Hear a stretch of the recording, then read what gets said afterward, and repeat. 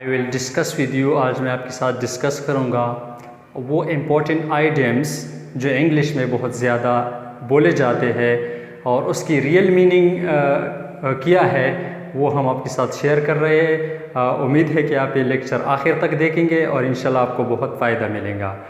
Idioms किस चीज़ को कहते हैं? आइडियम्स वो अल्फाज का वो मजमूआ होता है, अक्सर हम इसको फ्रेज़ भी कह सकते हैं इंग्लिश में।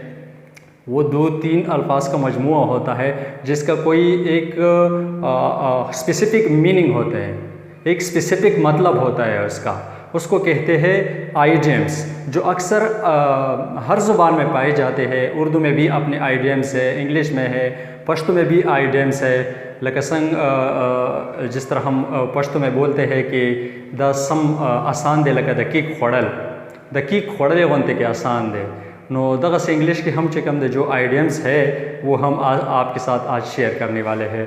अभी नंबर 1 से शुरू करते हैं। ऑन द सेम पेज, ये आपने अक्सर सुना होगा कि ऑन द सेम पेज, कि वो सेम पेज पे है। सेम पेज का मतलब है कि सेम पॉलिसी, यानी उनकी सेम पॉलिसी है। ये आइडियम आपने अक्सर सुना होगा। हमारे पॉलिटिशियन जो हमारे सियासतदान है वो बोलते हैं कि फौज और सियासतदान जो है, जो रूलिंग पार्टी है, वो सेम पेज पे है। मतलब ये है कि उनकी पॉलिसी जो है वो सेम है। तो अक्सर ये आइडियम वहाँ पे इस्तेमाल होता है, on the same page, which means same policy, यानी एक जैसी पॉलिसी रखते हैं। Number 2, cash स्ट्रिप्ट। कैश स्ट्रिप्ट हम वहाँ पे आइडियम्स इस्तेमाल करते हैं जब एक बंदे को पैसों की बहुत ज़्यादा ज़रूरत हो, वो बिल्कुल पैसों से खाली हो और उसको पैसों की ज़रूरत हो, तो हम कह सकते हैं इसकी translation in need of money, in need of cash और मनी। यानी एक बंदे को बहुत ज़्यादा पैसों की ज़रूरत हो तो हम बोल सकते हैं cash strap, he is cash strap, which means he is in need of money. उसको पैसों की ज़रूरत है। Number 3, dime a dozen. Dime a dozen का मतलब है, चूँकि अगर इसके ओरिजिनल अल्फाज देखें तो उसका एक अलग मतलब निकलता है, लेकिन इंग्लिश में ये आइडियम्स का मतलब है very cheap, very cheap. This item cost dime a dozen, which means कि ये आइटम या ये चीज़ बहुत सस्ता है।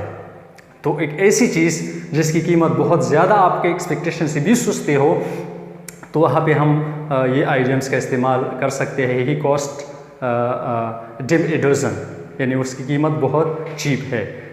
Number 4, catch someone eyes. Catch someone eyes का मतलब है कि किसी की अटेंशन हासिल करना, किसी की तवज्जो हासिल करना।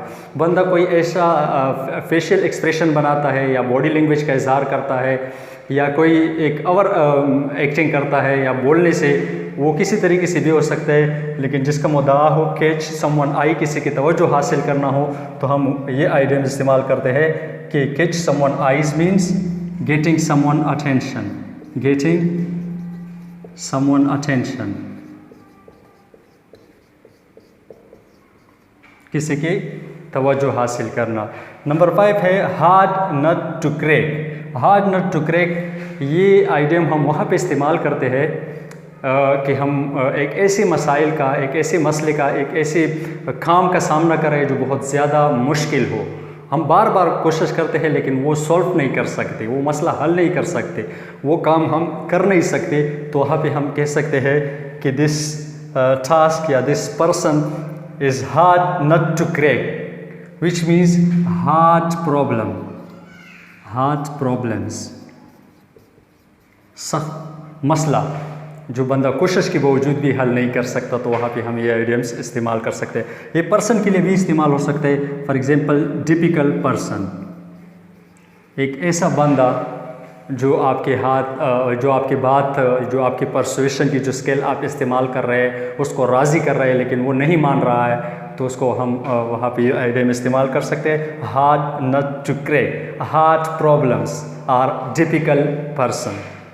नंबर 6 है piece of cake. Piece of cake, ये अभी मैंने पश्तो में भी कहा कि अक्सर इस आइडियम का हम पश्तो में भी इस्तेमाल करते हैं। पीस ऑफ केक का मतलब है very easy, very easy.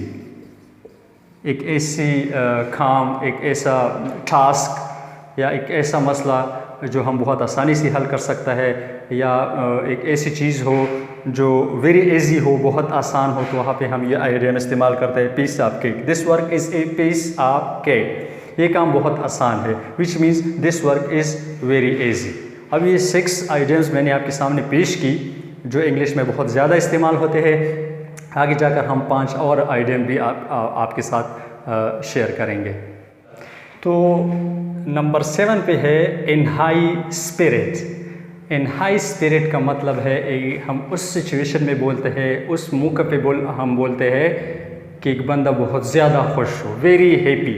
In high spirit which mean very happy, very prosper, बहुत ज़्यादा खुश। तो हम कह सकते हैं इंग्लिश में ही इज़ इन हाई स्पिरिट, वो बहुत ज़्यादा खुश है। तो नंबर 8 पे है all eyes and ears. All eyes and ears, तो इसका मतलब है वेरी अटेंटिव, वेरी अटेंटिव। ये वहाँ पे हम बोलते हैं जब एक बंदा तकरीर सुन रहा है या किसी से बातचीत कर रहा है या कोई और लिसनिंग में वो इन्वॉल्व है, तो वो बहुत ज़्यादा तवज्जो से फुल उसके माइंड्स, उसके ईयर्स, उसके आइज़, सब सारी चीज़ें वो फोकस में हो, कंसंट्रेशन में हो, लिसनिंग पे की तरफ बिल्कुल तवज्जो हो, तो वहाँ पे हम वो बोल सकते हैं कि all eyes and ears, very attentive, he is और I am, for example I am all ears and eyes, which means I am very attentive, मैं तवज्जो से सुन रहा हूँ, लेकिन बहुत ज़्यादा तवज्जो के लिए हम ये आइडियम्स इस्तेमाल कर सकते हैं। 9 नंबर पे है get off my tail. Get off my tail का मतलब है कि मेरा पीछा छोड़ दो। Yes, stop following me, stop following me. इसका मतलब है कि कोई बंदा आपको तंग कर रहा है, आपका पीछा कर रहा है, या आपके काम में बहुत ज़्यादा मुदाखलत कर रहा है, तो हम कह सकते हैं कि get off my tail which means stop following me, मेरा पीछा छोड़ दो या मुझे छोड़ दो, मुझे अपने हालात में छोड़ दो। नंबर 10 है on cloud 9। In high spirit and on cloud 9, ये एक ही जगह पे हम बोल सकते हैं, ऑन क्लाउड 9। हम उर्दू में यूँ बोलते हैं कि बस वो 90 या जो आसमान पे है या वो बहुत ज़्यादा खुश है। On cloud 9 which means very very happy, very very happy, बहुत ज़्यादा खुश। एक बंदा अपने हद से ज़्यादा खुश हो, उसको कोई चीज़ मिली हो या उसको कोई खुशी की खबर मिली हो या कोई और सिचुएशन में वो बहुत ज़्यादा खुश हो, हद से ज़्यादा खुश हो, तो वहाँ पे हम बोल सकते हैं कि he is very very happy. Number 11 बाल इन योर कोट। ये हम उर्दू में भी बोलते हैं कि अभी बाल आपकी कोटरी में है, यानी अभी आपका नंबर है आगे डिसीजन लेने की, आगे स्टेप लेने की। तो इंग्लिश में इसका आइडियम्स का ट्रांसलेशन ये है ball in your court means next step is up to you. आगे स्टेप लेना अभी आप पे मुनासिर है। एक बंदा अपने हिस्से का काम फिनिश करे या एक बंदा अपने बात को या अपने डिसीजन को फाइनल करे, तो दूसरी ने जब डिसीजन लेना होता है या दूसरी ने अपना काम मुकम्मल करना होता है, तो हम बोल सकते हैं कि बाल in your court. Now the बाल इज़ इन योर कोर्ट। अभी बाल आपकी कोटरी में है, अभी फैसला आपने करना है, अभी आगे एक्शन आपने लेनी है, which means next step is up to you, आगे आप पे मुनहसर है।